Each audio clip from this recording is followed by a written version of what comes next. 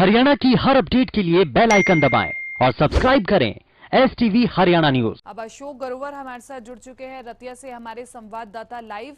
अशोक गरोवर, रतिया में आप मौजूद हैं, लोगों में कितनी जागरूकता दिख रही है? क्योंकि बार बार खबर यही आ रही है, जैसे जैसे दिन आगे बढ़ते जा रहे हैं लोगों में कोरोना का डर खत्म होता जा रहा है।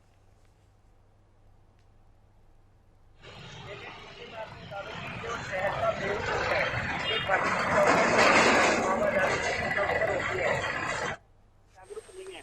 आप देख सकते हैं ये रतिया का मेन बाजार है, जहाँ पे आप देख सकते हैं आज जिनकी टर्न नहीं है उनकी दुकानें बंद है, जिनकी टर्न है वो दुकानें खुली हुई हैं। ये अनाज मंडी का मेन चौक है। आप देख सकते हैं यहाँ पे इतनी भीड़ आप देख सकते हैं यहाँ पे मौजूद है, और लोगों के देख सकते हैं मास्क नहीं लेके एक एक बाइक पर 3-3 लोग सवार हैं। और इस वक्त मेरे साथ जो ट्रैफिक विभाग के कुछ कर्मचारी हैं वो साथ हैं, उनसे पूछते हैं इसको लेकर क्या कदम उठाए जा रहे हैं। जी हाँ यादविंदर जी, ये बताएं कि जो कोरोना की महामारी चल रही है इसको लेकर किस तरह से जागरूक कर रहे हो आप लोगों को?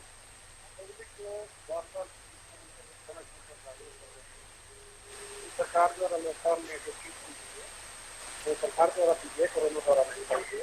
पहले की तरह आप बेहतर अपने परिवार के साथ सुरक्षित रहे और समय समय पर सरकार द्वारा जारी की दिशा निर्देश ये जंगल बीमारी का तो पूरे विश्व में फैली हुई है, जिससे बचने के लिए आप अपने परिवार के साथ सुरक्षित रहे।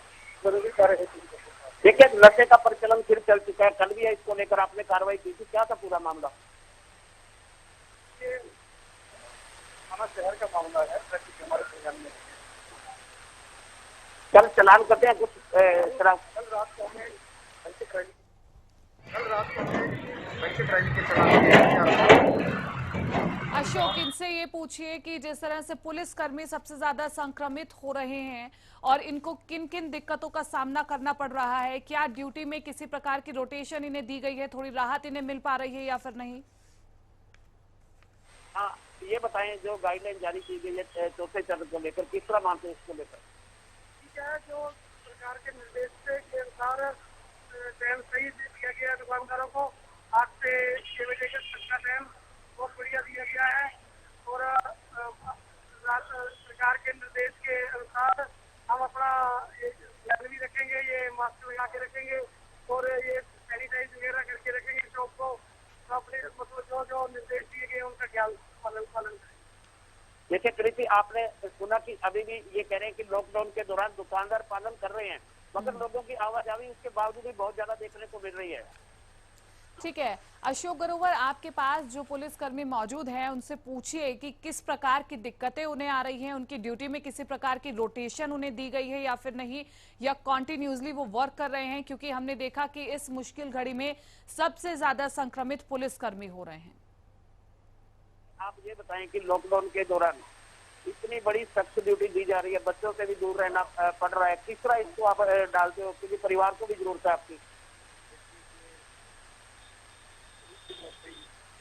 नौकरी नहीं है, एक देश सेवा है, इसके लिए परिवार का त्याग बहुत जरूरी है। इसलिए हम परिवार से दूर रहना एक आम बात है, और हम यह लॉकडाउन के दौरान देश की सेवा करें, नौकरी की सेवा करें, अमर भी कर सकते। ड्यूटी इस तरह की कई दिक्कतों का भी सामना करना पड़ता है, कई आते हैं व्हाइट कलर या वो अभ्यास भी करते हैं, इसको लेकर कैसे अपनाते हैं तरीका?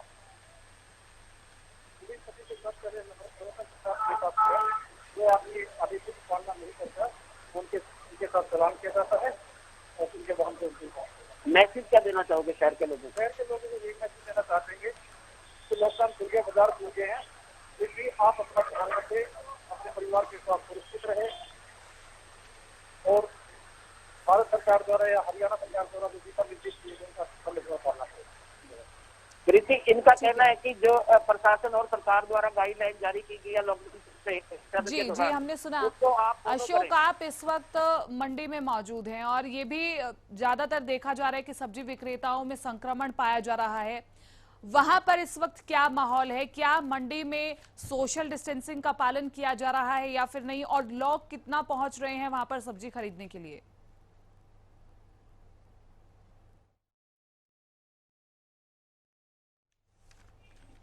देखने को मिल रही थी, अब भीड़ कुछ कम हुई है, क्योंकि जो सब्जी बेचने वाली रेडी चालक हैं वो अब गलियों में पहुंच चुके हैं, वार्डों में पहुंच चुके हैं सब्जी देने के लिए। इसको लेकर अब बाजार में जो रौनक है वो लौटेगी, क्योंकि कल सुबह 10 बजे बाजार खुला था। आज जो नई गाइडलाइन है उसके अनुसार आज 8 बजे बाजार खुला है और शाम 6 बजे तक खुला रहेगा। जी चलिए, बहुत बहुत शुक्रिया अशोक ग्रोवर तमाम इस जानकारी के लिए।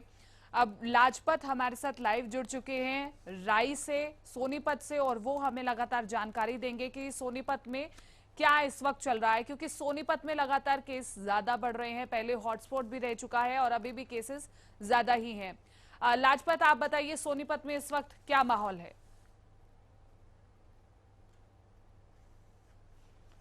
तो जिला सोनीपत में हॉटस्पॉट का मामला था और जो ग्रीन जोन भी, रेड जोन भी था। रेड जोन की वजह से जो काफी आफत आई, क्योंकि यहाँ पर रेड जोन के लिए जो घोषित किया गया था उसके बावजूद यहाँ पर लगातार मरीज बढ़ते हुए नजर आए। आज बात करें तो बाजार में हैं हम, बाजार के भी हालात गंभीर बन चुके हैं। आपको बता दें कि देख सकते हैं आप मेरे पीछे इक्का दुक्का दुकान खुली हुई है और जो दुकान खुलने के बाद यहाँ पर कस्टमर बिल्कुल दिखाई नहीं दे रहा है। यहाँ पर बात करें तो लगातार जो दुकानदारों के लिए आफत बन चुका है ये बाजार, क्योंकि जो यहाँ पर काफी बड़ा औद्योगिक क्षेत्र है और औद्योगिक क्षेत्र के मद्देनजर रखते हुए जो सरकार ने जो परमिशन दी है वो 10 से 5 का जो समय दिया गया है, वही समय जो फैक्ट्रियों का है उसको लेकर यहाँ पर बाजार बिल्कुल खाली है।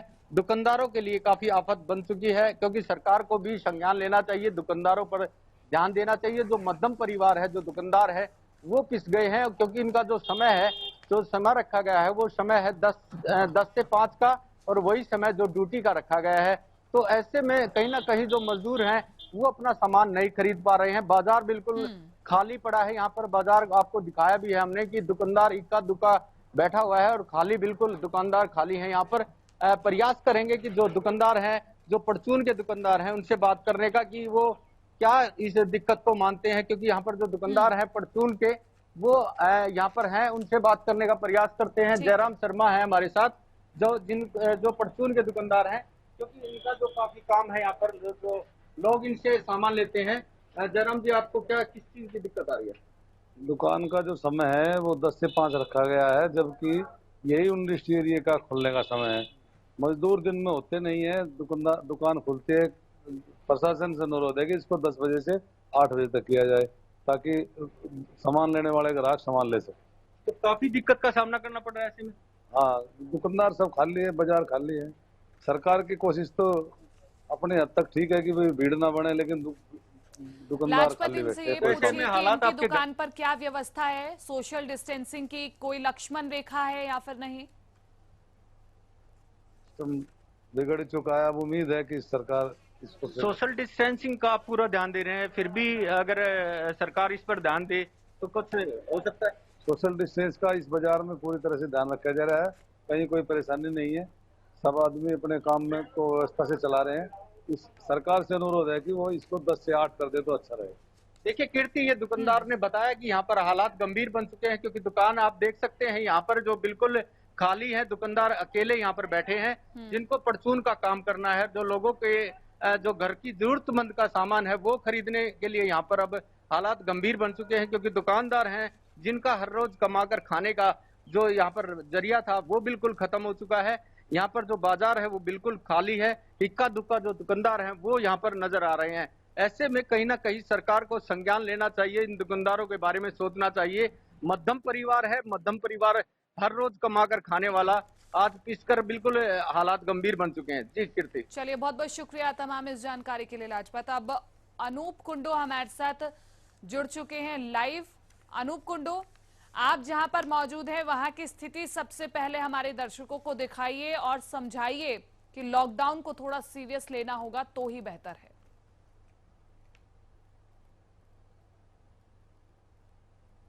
जिले से फिलहाल हैं, तो यहाँ बात करेंगे लॉकडाउन के की जिस प्रकार से चौथा चरण शुरू हुआ है, तो यहाँ पर काफी सारी अनियमितताएं अभी भी देखने को मिल रही हैं। खास करके सोशल डिस्टेंसिंग का जो सबसे ज्यादा कहा जा रहा है कि सोशल डिस्टेंस रखें।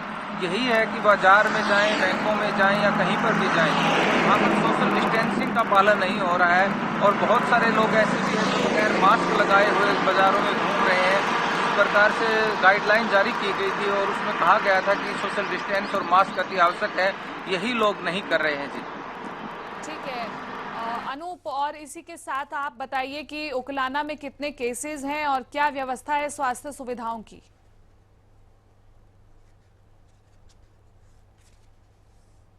बात करें तो उकलाना खंड में फिलहाल कोई एक्टिव मामला नहीं है, किसी भी प्रकार का संक्रमित संदिग्ध व्यक्ति भी नहीं है। लेकिन जिला हिसार की हम बात करें तो जिला हिसार में 4 एक्टिव मामले हैं, लेकिन ये चारों मामले बाहर से आए हुए लोगों के हैं। कोई मुंबई से आया है तो कोई बाहर और कहीं दिल्ली से आया है। इस प्रकार के जो लोग यहाँ पर अब आ रहे हैं उनसे जो है 4 मामले फिलहाल एक्टिव बताए जा रहे हैं। और हिसार में इस प्रकार का अभी कोई मामला सामने आया है जो यहाँ पर एक दूसरे के संपर्क में आने से हुआ हो। सभी जो लोग हैं 4 के 4 वो बाहर से आए हुए हैं।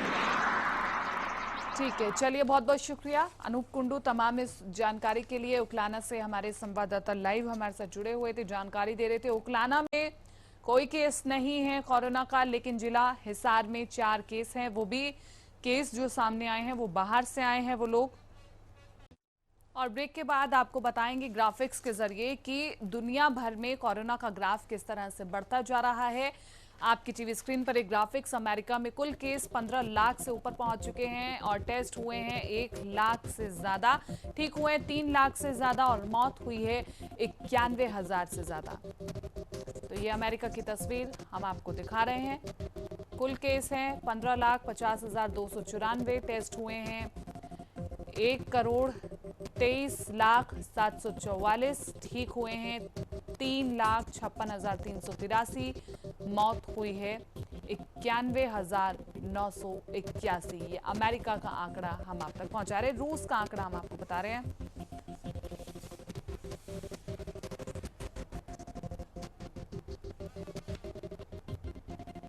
स्पेन की तस्वीरें हम आपको दिखा रहे हैं। कुल केस है 2,78,188, टेस्ट हुए हैं 30,37,840, ठीक हुए हैं 1,96,958, मौत हुई है 27,709।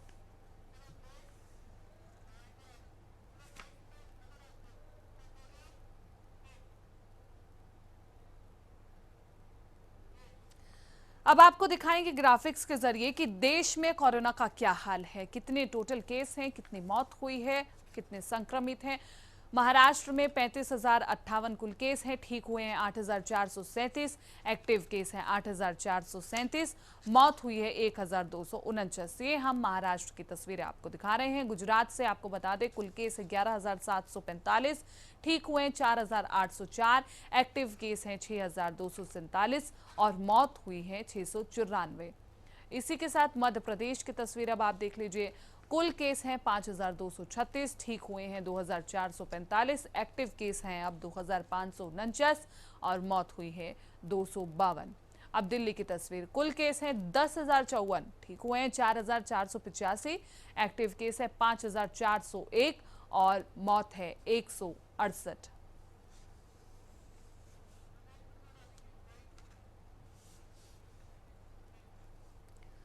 और अब आपको प्रदेश की तस्वीर दिखाते हैं कि वहां पर कोरोना का क्या हाल है। गुरुग्राम में कुल केस हैं 211, ठीक हुए हैं 114, एक्टिव केस अब हैं 97 और मौत अभी तक 0। अभी तक एक भी मौत नहीं हुई है गुरुग्राम में। फरीदाबाद की तस्वीर। कुल केस हैं 150, ठीक हुए हैं 77, एक्टिव केस है 67 और मौत हुई है 6। ये फरीदाबाद की तस्वीर हम आपको दिखा रहे हैं। झज्जर, अब सोनीपत की तस्वीर देखिए। कुल केस हैं 137, ठीक हुए हैं 93, एक्टिव केस है 43 और मौत हुई है 1। झज्जर की तस्वीर देखिए। कुल केस हैं 90, ठीक हुए हैं 53, एक्टिव केस है 37 और मौत अभी तक हुई है 0। झज्जर में कोई मौत नहीं हुई है। कुल केस आपको बता रहे हैं, एक्टिव केस बता रहे हैं, ठीक होने की तस्वीर बता रहे हैं। नू की तस्वीर देखिए आप। कुल केस है 65, ठीक हुए हैं 60, एक्टिव केस है 5 और मौत का आंकड़ा है 0। ये नू की तस्वीर। अंबाला के आंकड़े अब आप देखिए। कुल केस हैं 42, ठीक हुए हैं 40, एक्टिव केस है 0 और मौत हुई है 2। पलवल में कुल केस है 39, ठीक हुए हैं 36, एक्टिव केस है 3 और मौत का आंकड़ा 0। पानीपत में कुल केस हैं 38, ठीक हुए हैं 30, एक्टिव केस है 5 और मौत हो चुकी है 3। पंचकुला में कुल केस 25 ठीक हुए हैं, 23 एक्टिव केस, 2 मौत, 0। जींद कुल केस 20 ठीक हुए हैं, 15 एक्टिव केस है, 5 मौत हुए, 0। करनाल में कुल केस 19 ठीक हुए हैं, 9 एक्टिव केस है, 9 मौत हुई है, 1। यमुनानगर में कुल केस है 8 ठीक हुए हैं, 8 एक्टिव केस है, 0 मौत भी है, 0। सिरसा में कुल केस है 8 ठीक हुए हैं, 6 एक्टिव केस है, 2 और मौत का आंकड़ा 0। फतेहाबाद में कुल केस 8 ठीक हुए हैं, 1 एक्टिव केस, 7 मौत, 0। भिवानी में कुल केस 6 ठीक हुए हैं, 3 एक्टिव केस है, 3 मौत, 0। रोहतक में कुल केस है 12 ठीक हुए हैं, 4 एक्टिव केस है, 7 मौत का आंकड़ा 1। महेंद्रगढ़ में कुल केस हुए हैं 8 ठीक हुए हैं, 4 एक्टिव केस है, 4 और मौत का आंकड़ा 0। हिसार में कुल केस 7 ठीक हुए हैं, 3 एक्टिव केस, 4 और मौत 0।